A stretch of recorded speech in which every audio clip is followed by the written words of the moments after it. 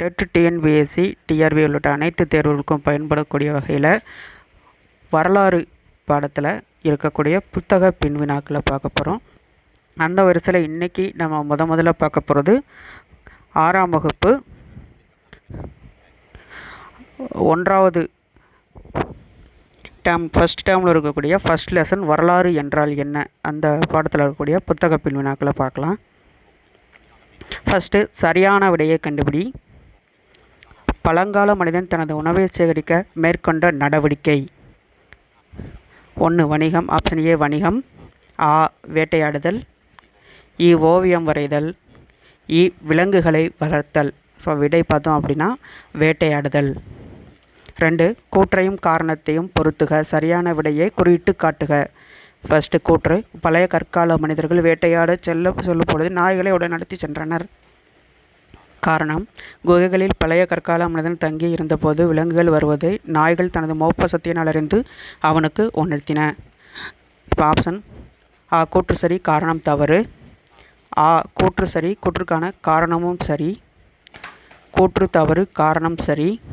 இ கூற்று தவறு, காரணமும் தவறு. விடை பார்த்துடலாம். ஆ கூற்று சரி, கூற்றுக்கான காரணமும் சரி. 3 பண்டைய காலத்தில் வாழ்ந்த மனிதர்கள் பயன்படுத்திய பொருட்கள் அகழ்வாய்கள் மூலம் தோண்டி எடுக்கப்பட்டுள்ளன.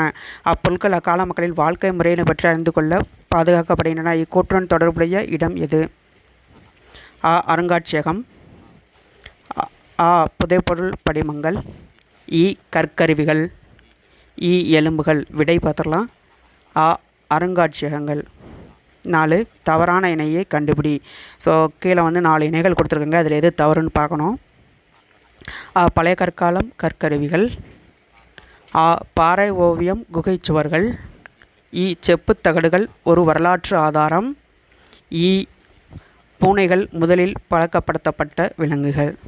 ஸோ இதில் விடை பார்த்தோம் அப்படின்னா விடை பூனைகள் முதலில் பழக்கப்படுத்தப்பட்ட விலங்குகள். சரியானது பார்த்தோன்னா நாய் தான் முதலில் பழக்கப்படுத்தப்பட்ட விலங்கு. அடுத்து 5வது, மற்ற தொடர்களிலிருந்து வேறுபட்ட ஒன்றை கண்டுபிடி. மற்ற தொடர்களிலிருந்து வேறுபட்ட ஒன்று. பாறைகள் மற்றும் குகை ஓவியங்களில் வரையப்பட்டிருந்தன. பாறைகள் மற்றும் குகைகளில் ஓவியங்கள் வரையப்பட்டிருந்தன. ஆவண்ணா வேட்டையாடுதலை குறிப்பதாக ஓவியங்கள் இருந்தன. வேட்டையாடுதலை குறிப்பதாக ஓவியங்கள் இருந்தன. பழங்கால மனிதன் தனது குடும்ப உறுப்பினர்களுக்கு வேட்டையாடுதலை எடுத்துரைப்பதற்காக வரைந்திருக்கலாம். அண்ணா பல வண்ணங்களில் ஓவியங்கள் வரையப்பட்டிருந்தன. பல வண்ணங்களில் ஓவியங்கள் வரையப்பட்டிருந்தன. விடை பார்த்தோம் அப்படின்னா பல வண்ணங்களில் ஓவியங்கள் வரையப்பட்டிருந்தன. அதுதான் மாறுபட்டது. அடுத்தது 2 கோடிட்ட இடத்தை நிரப்புக. ஸோ இதை டைரெக்டாக ஸ்டேட்மெண்ட்டாகவே எடுத்து வச்சுருக்கேன், பார்த்துடலாம். பழைய கற்கால மனிதன் பெரும்பாலும் வாழ்ந்த இடங்கள் குகைகள். ஓகே. அடுத்தது வரலாற்றின் தந்தை ஹெரோடோட்டஸ். பழைய கற்கால மனிதன் முதலில் பழைய விலங்கு நாய். கல்வெட்டுகள் எழுதப்பட்ட ஆதாரங்கள் ஆகும். அசோக சக்கரத்தில் 24 ஆரக்கால்கள் உள்ளன. 3 அடுத்தது சரியா தவறா அந்த கொஷின். ஸோ ஃபஸ்ட்டு, பழைய கற்காலத்தைச் சேர்ந்த கற்கருவிகள் சென்னைக்கு அருகில் உள்ள அத்திரம்பாக்கத்தில் கிடைத்துள்ளன. பழைய கற்காலத்தைச் சேர்ந்த கற்கருவிகள் சென்னைக்கு அருகில் உள்ள அத்திரம்பாக்கத்தில் கிடைத்துள்ளன. விடை பார்த்துடலாம். சரி. 2 அடுத்தது, பழங்கால மனிதர்கள் பயன்படுத்திய பொருட்கள் தொல்லியல் துறை அருங்காட்சியகத்தில் பாதுகாக்கப்படுகின்றன. விடை சரி. அசோகரது காலத்தில் புத்த சமயம் நாடு முழுவதும் பரவியது. விடை சரி. 4 பொறுத்துக. ஸோ இது டைரெக்டாகவே மேட்ச் பண்ணி உங்களுக்கு கொடுத்துருக்குறேன், பார்த்துடலாம். பாறை ஓவியங்கள் வாழ்க்கை முறையை புரிந்து கொள்வதற்கு உதவுகிறது. பாறை ஓவியங்கள் வாழ்க்கை முறையை புரிந்து கொள்வதற்கு உதவுகிறது. டைரெக்டாகவே மேட்ச் பண்ணி கொடுத்துருக்கேன். எழுதப்பட்ட பதிவுகள் செப்பேடுகள். எழுதப்பட்ட பதிவுகள் செப்பேடுகள். அசோகர் மிகவும் புகழ்பெற்ற அரசர். அசோகர் மிகவும் புகழ்பெற்ற அரசர். மதச்சார்புள்ள இலக்கியம் தேவாரம். மதச்சார்புள்ள இலக்கியம் தேவாரம். அடுத்தது, ஓரிரு வார்த்தைகளில் விடையளிக்கவும். அந்த கொஸ்டின் பார்க்கலாம்.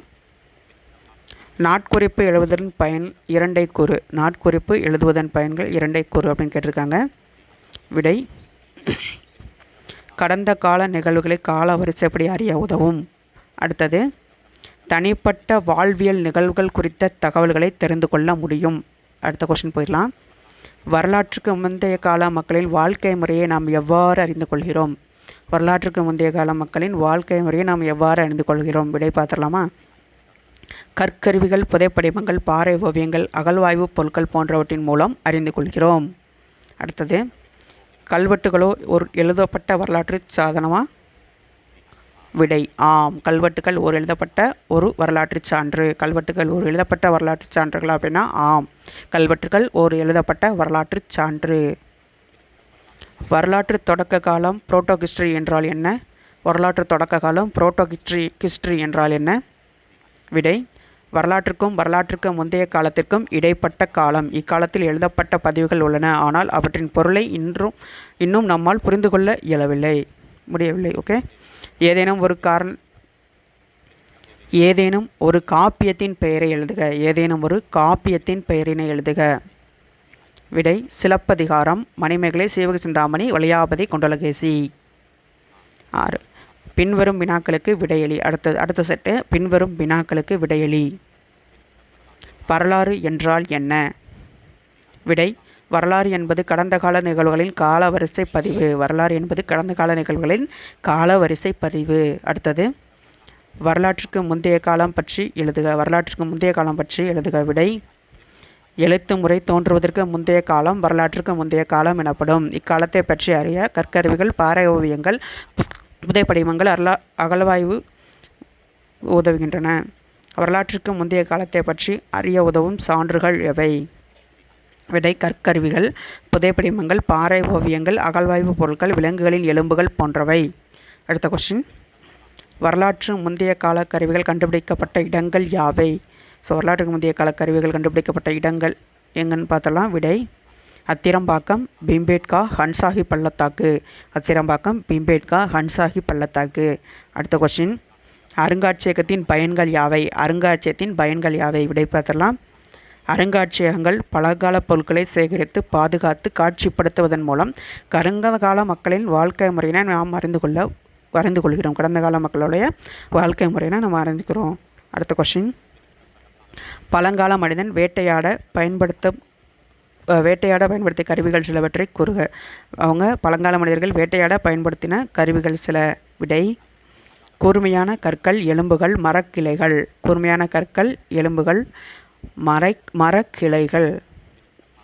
பாறைகளில் ஓவியம் ஏன் வரையப்பட்டன? பாறைகளில் ஓவியம் ஏன் வரைஞ்சாங்க அப்படின்னு பார்த்தோம் அப்படின்னா, விடை வேட்டைக்கு போனவர்கள் அங்கு நடந்தவற்றை காட்டுவதற்காகவும் சில நேரங்களில் பொழுதுபோக்கிற்காகவும் இந்த ஓவியங்களை வரைஞ்சிருக்கலாம்.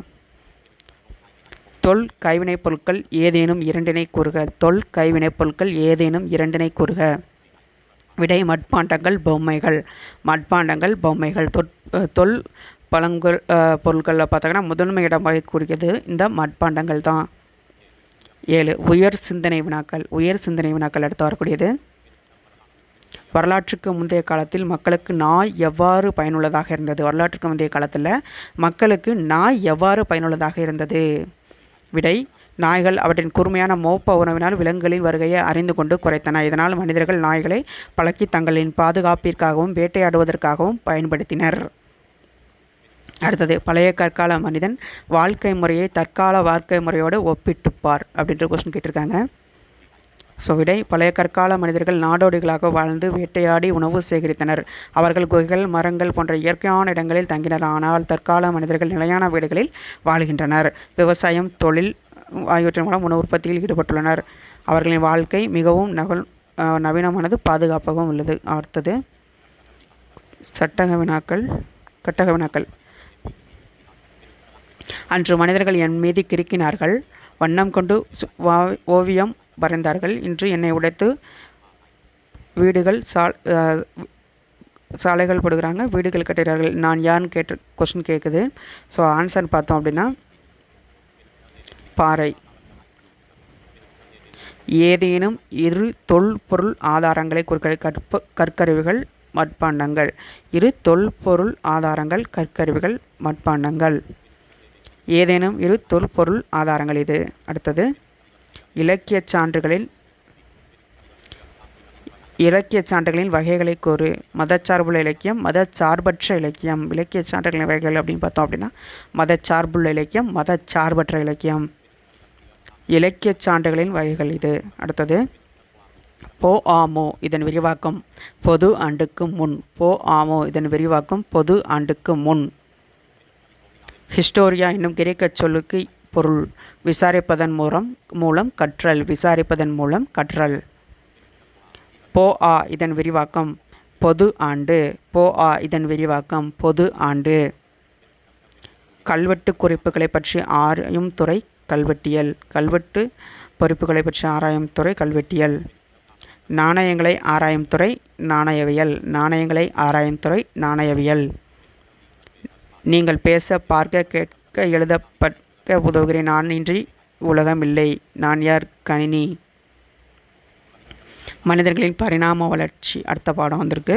ஸோ இதை நம்ம அடுத்த வீடியோ பார்க்கலாம். ஸோ இந்த வீடியோ இதோட நம்ம நிறைவு செஞ்சுக்கலாம். இந்த வீடியோ பிடிச்சிருந்தது அப்படின்னா மறக்காமல் லைக் பண்ணுங்கள், உங்கள் நண்பர்களுக்கும் ஷேர் பண்ணுங்கள். தேங்க்யூ.